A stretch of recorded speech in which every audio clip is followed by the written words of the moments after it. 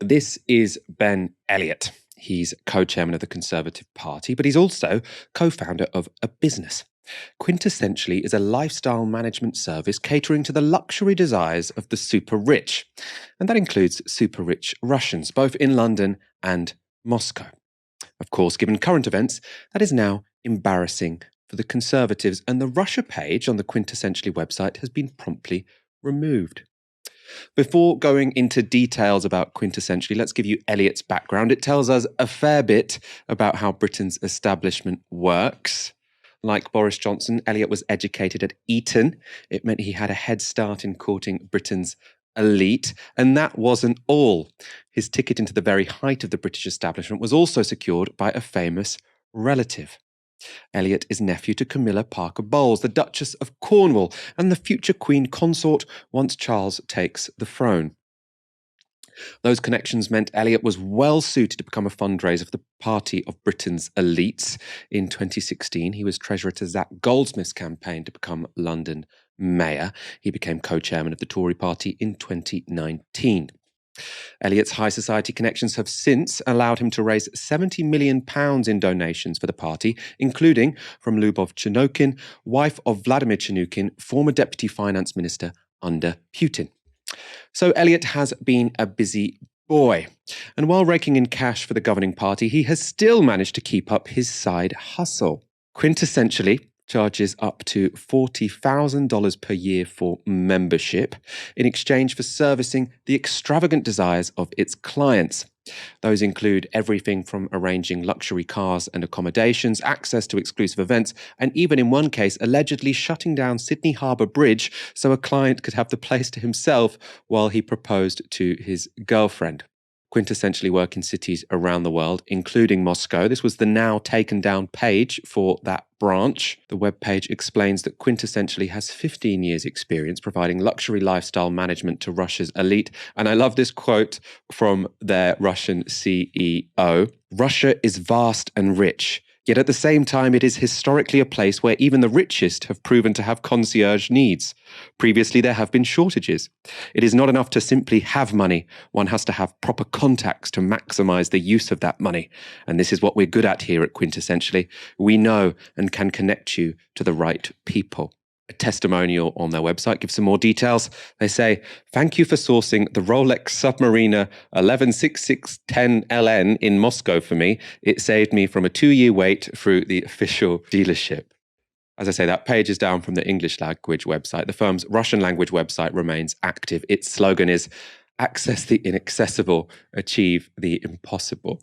As you would imagine, given we're dealing with the Russian super rich, multiple Quintessentially clients have close ties to Putin. Sources have told the Financial Times that oligarch Roman Abramovich is one of the company's clients. Another is Mikhail Lesin, former advisor to Putin. Quintessentially has also developed an app for Russia's third largest bank, Gazprom Bank, which was notably not included in the list of finance houses to be removed from the SWIFT money transfer system. Quintessentially, of course, caters to elites from all across the world, but they do seem to value their Russian clients. In 2013, Elliot told the Gentleman's Journal, "We added a dedicated Russian team to our London offices due to the influx in Russian-speaking clients coming into London, so we're still doing very well within the Russian market." Why am I telling you all of this? You might think that while Quintessentially is a little bit cringe, it probably won't affect the workings of our governing party. Well, it turns out Elliot hasn't been too successful at separating his business interests from his job as co-chair of the Conservatives. In 2021, Elliot was implicated in a cash for access scandal. He was then accused of giving his business's clients access to top politicians and the royal family. And the UK lobbying regulator went on to warn Elliot he needed to draw a clear line between his private interests and public duties. The regulator warned him to be cautious about the possibility of engaging in consultant lobbying activity, perhaps unintentionally, by not making a clear enough distinction between his role as a director of Quintessentially and his other activities connected to government. The Labour Party has now written to the Prime Minister calling for Ben Elliott to be sacked. Annalise Dodd said, "The Conservatives have raked in £1.96 million from Putin-linked donors since Boris Johnson made Ben Elliott chair of the party. The PM can't claim he's serious about tackling Russian dirty money while also retaining Mr. Elliott. He must be removed immediately." It's part of the party's DNA, Michael. And I don't say that lightly. If you look at, for instance, Lord Feldman, who was a close friend of David Cameron, he comes in 2005 after Cameron wins the party leadership. At that point, the Tory party is £28 million in debt. And over the course of 10 years, between 2005 and 2015, he helps raise £250 million for the Conservative Party.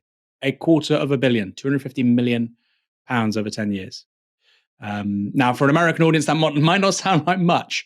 In British politics, it's huge, particularly then. I think bigger money's come into British politics with obviously Corbynism doing so well and a mass membership feeding money into Labour. SNP have got bigger funders in recent years. UKIP got big money through the likes of Aaron Banks, of course, the campaign to leave the European Union, etc. But between 2005 and 2015, it was extraordinary. And I think there was really a compact between oligarchical, ultra elite wealth and the Conservative Party to fund its return to power ahead of 2010, particularly after the global financial crisis. And of course, the Conservative Party has always been an expression of elite interests. That's its raison d'etre. Of course, it is a political party, in essence, for the landowning elite. That's the point of the Tories for 250 years. But something does decisively change after 2005.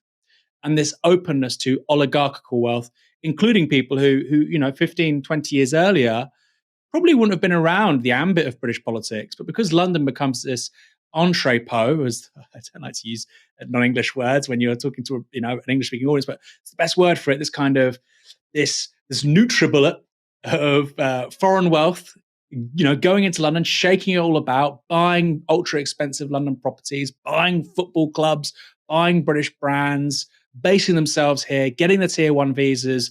That really does take off really after 2000. It goes on steroids after the Cameron government in 2010. And so, like I said, there is this compact between elite wealth, not always coming from the UK, increasingly not coming from the UK actually, and the Conservative Party. And we're seeing that continue after Feldman. Feldman left, I think, in 2015. He kind of wraps up. And that's kind of continuing here. But it is the basis of the Conservative Party revenue generation model in the 21st century, is subsidy and funding from elite oligarchical interests. That could change. They want to become a national populist party. I think that peak has probably already come and gone. Maybe not. But it's a big question. How will they fund political operations, general election campaigns, which are hugely expensive, in the absence of such people? I suspect they can, but it's going to be much, much more difficult.